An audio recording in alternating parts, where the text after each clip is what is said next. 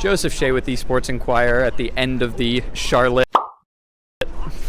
Alright, wait, hang on.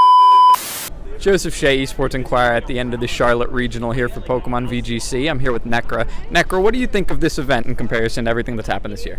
Honestly, this event has been amazing. I cannot believe we're in an era of VGC where we have over 800 competitors in the Masters division. It feels like we've come such a long way since we've come back from Sword and Shield, and I can't wait to see where we go from here.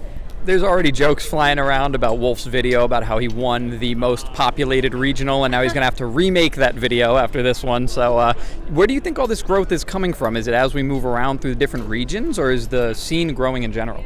I think the scene is growing. I mean, you mentioned Wolf, and I think he's a great example of why the scene has been growing so much. We have so many incredible content creators that are making the game even more accessible than it has been, and I think that's one of the reasons why we have record-breaking numbers.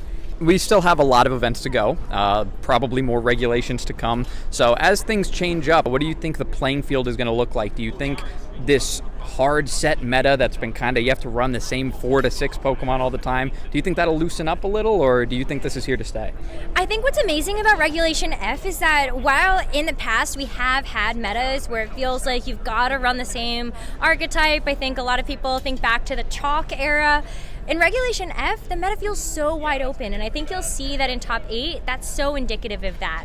Tons of different Pokemon are viable right now, and I feel like there's even more innovation to be had for this regulation.